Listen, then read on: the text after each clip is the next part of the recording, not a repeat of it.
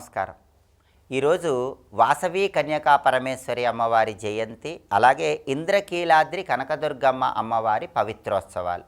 ఈ సందర్భంగా వాసవి కన్యకా పరమేశ్వరి అమ్మవారి సంపూర్ణమైన అనుగ్రహం కలిగి వ్యాపార రంగంలో విశేషంగా రాణించటానికి, వివాహపరమైన సమస్యలు అధిగమించటానికి వాసవి కన్యకా పరమేశ్వరి అమ్మవారి చిత్రపటం దగ్గర దీపాన్ని వెలిగించటం, అమ్మవారికి నిమ్మకాయల దండ సమర్పించటం, మిరియాలతో చేసిన పొంగలి అమ్మవారికి నైవేద్యంగా సమర్పించడం ద్వారా వాసవి కన్యకా పరమేశ్వరి దేవి సంపూర్ణమైన అనుగ్రహానికి ప్రతి ఒక్కరూ సులభంగా పాత్రలు కావచ్చు.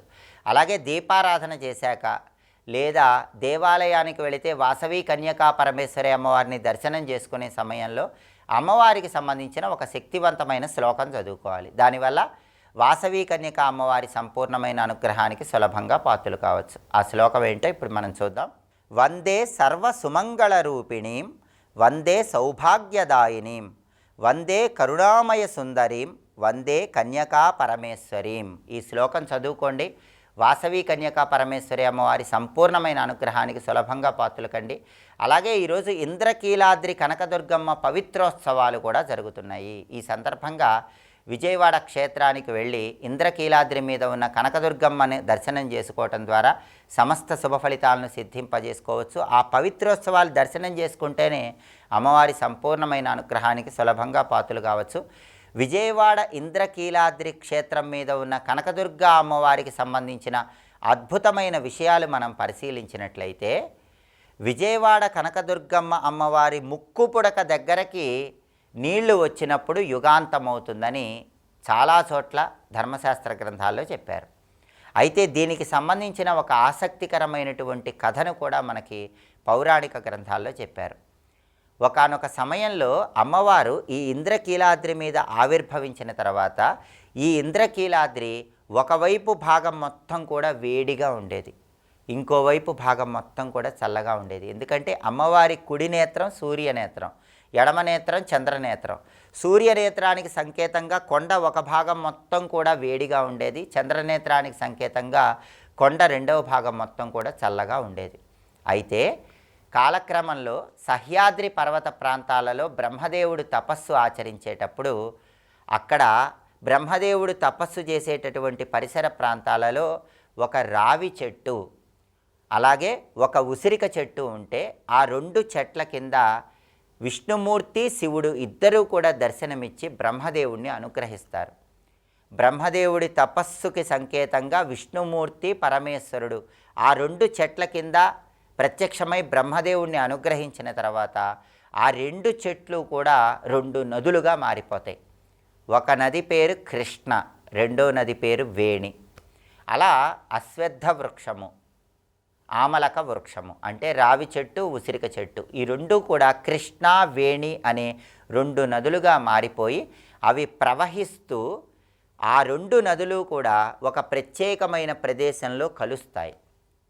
సతారా అనే ప్రదేశంలో ఈ రెండు నదులు కలిసి కృష్ణవేణిగా మారింది.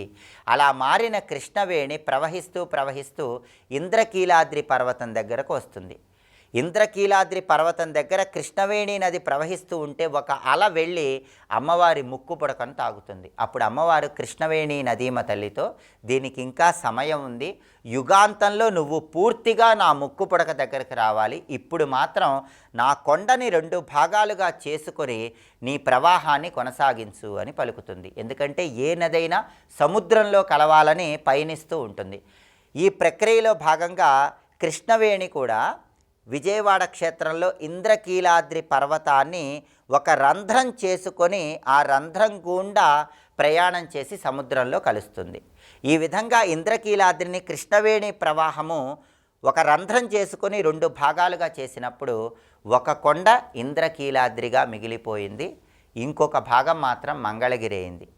అంటే ఇంద్రకీలాద్రి పర్వతంలో ఏ భాగమైతే అమ్మవారి సూర్యనేత్రంగా ఉందో, ఏ భాగమైతే వేడిగా ఉందో ఆ భాగం మంగళగిరి కొండగా ఉండిపోయింది. ఏ భాగమైతే అమ్మవారి చంద్రనేత్రంగా ఉందో, చల్లదనాన్ని కలిగింపజేస్తోందో అది ఇంద్రకీలాద్రిగా ఉండిపోయింది. అయితే కృష్ణవేణి ఇంద్రకీలాద్రిని రెండు భాగాలుగా చేసినప్పుడు ఒక చిన్న ముక్క కూడా ఆ కొండలో నుంచి బయటకు వచ్చింది. అది కృష్ణవేణి నదిలో తేలుతూ వెళ్ళిపోయింది. అదే తేలుకొండ అయ్యింది. తేలుతూ వెళ్ళింది కాబట్టి ఆ కొండకి తేలుకొండ అనే పేరు వచ్చింది. అక్కడ పరమేశ్వరుడు ఆవిర్భవించాడు. ఇది ఇంద్రకీలాద్రి క్షేత్రానికి ఉన్నటువంటి వైభవం.